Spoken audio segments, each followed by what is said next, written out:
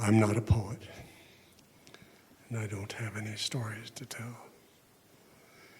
But stillness has come up many times tonight. I happened to run across a CD by Adia where he talks about stillness in a way that I've never heard before.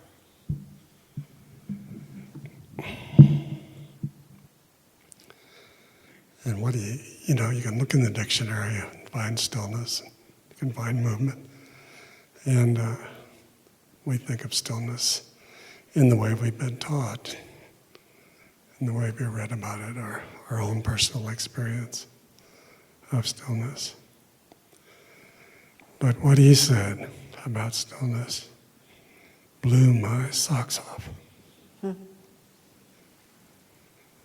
He said, real stillness has nothing to do with described movement or stillness. Real stillness is the absence of resistance. Then everything is still, regardless of what it's doing. So that's worth, for me, then I began to understand that, as Huang Po said, there's only the one, besides which nothing else exists, which means all the stuff we put in our head is just a sort of surrogate or a way to communicate. Anyway, I realized that when I was thinking, well, I wonder how he would describe silence.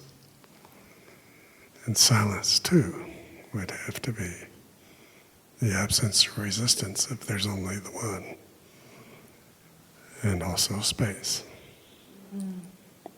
So the whole thing falls into a piece of wisdom that's really helped me in looking for where it is that I'm stopping or resisting or have an opinion or a judgment, whatever it is, So I have two pieces of spiritual sayings that have become my favorite, and every year I say the same thing, so please forgive me. Nai Kin, when he became enlightened, he wrote these words: profound and tranquil, free from complexity, uncompounded, luminous clarity, beyond the mind of conceptual ideas. This is the mind of the victorious ones. In it, there is not a thing to be added, or anything that needs to be taken away. It is merely the immaculate, looking naturally at itself. If you read Don Juan, he talks about becoming impeccable. The teachers talk about to be without stain. This is what Sharon's teachings are leading us towards.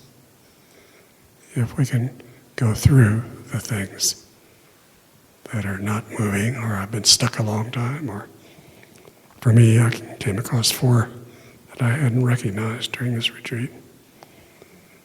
And I'm grateful to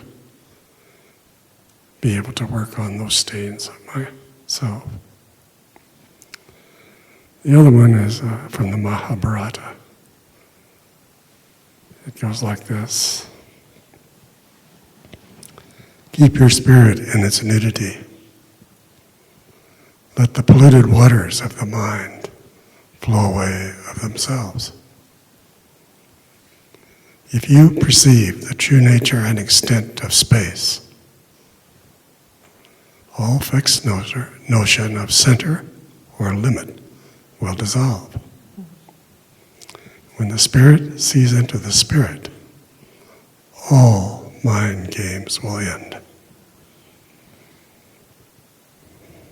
Without changing, rest.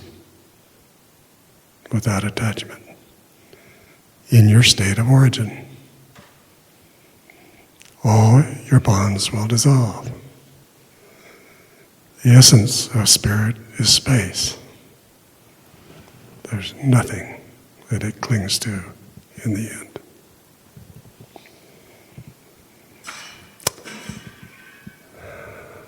So that's my contribution. Thanks, Nate.